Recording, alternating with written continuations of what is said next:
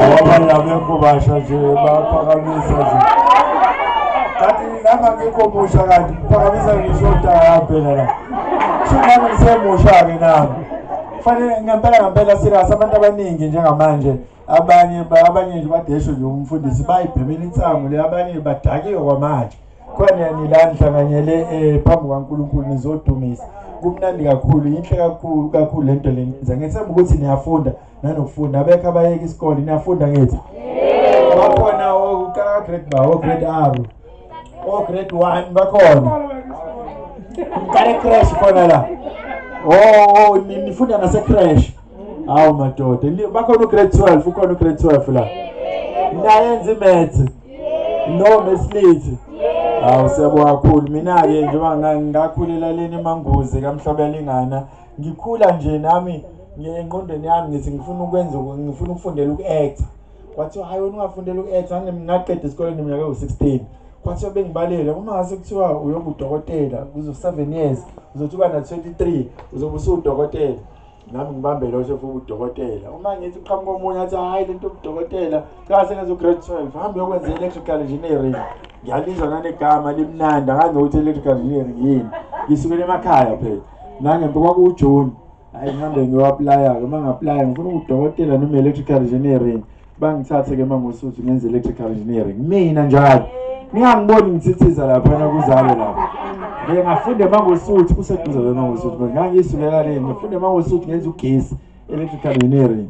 Sengifuna service training ukuze phela ngigrade lutho ngitholi ngahamba ngangena eRedwini ngaba naseRedwini eRedwini abanye bangazi bengisebenza kwiMbokodo FM kodwa ngisebenze kakhulu kwiRadio angasekhaya eJozini eMaputani Radio ngisakaza kunzima kakhulu eRedwini ngifunda eMangosuthu ngagrade ke eMangosuthu laphana ngisesengradile ngingene nakuzalo ngangayithola ilento ngangayithola umsebenzi sengigradile ngihamba ngawufundisa mina ngifundisa high school mina ugrade 8 imaths grade 9 imaths bese ukuthi grade 11 no12 physical science mina cabanga nje ngithithiza la saphasi ingane bathe besuka bathi hayi eshiya lapho uzofundisa ecollege eFT college ngabe lecturer mina ngifundisa abantu abagqoka uniform ngifundisa sengifundisa engineering science ke manje ngifundise ini o electrotechnology ngifundisa oma ends la ngifundisa mina kanti mangicela ngabefuna ngabuyele high school futhi ngofundisa imaths kuphela ke manje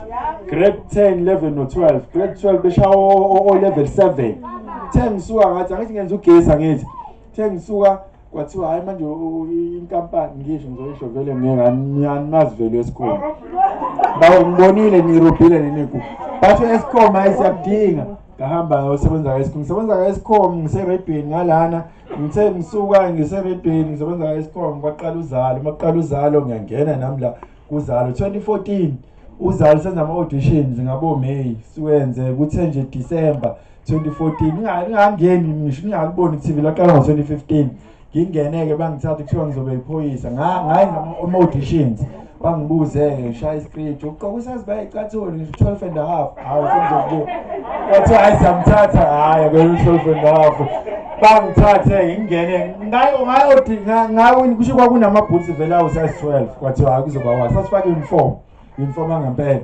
sayaqala kuzalo ngo20 kwakhona umabuza oxabhasha nobani sishake lapho kuzalo saqala 2015 nami ngijabula ke sadlala Monday Tuesday Wednesday abanye abangazi ngabangazalo abanye 2015 uqale kuzalo nami ngiyabonakala kushawo June uthola umuntu udlala ku TV kuthiwa ubani kuthi abaze angaze ngivele kakhulu ngivele kancane ngithi shwi kwesikhathi ngikhuluma sasingakhuluma baze bathi abanye ngoshwini umuntu ekhaya bethi ngithi shwi ku TV bese abanye phela ukuzuvele kakhulu phela indawo mhlawumbe ungayi kubantu wena wamhlabelingana abantu abazokusiza ngithi ayikho le nto leyo ngithi uma ngile enkonzo uma ngisenkonzweni kanje ngiyajabula kwenkonzweni ngabazalwane ngiyazi ukuthi uma bethi amen bangithandazela nami ngathi nje uNkulunkulu uzongiphakamisa ngeke ngime ngelilanga ngaqhubeka kuzalo season 1 2015 ngiyadlula ngibe ngikhulume ngithi umuntu bengibuza ngichaze uba wena awukhumbuli lona uyakhumbula uGC ngenkathi azathi ngathi ngiyakhumbula engawazi ngibona omunye ngempela sasibuka iTV kanje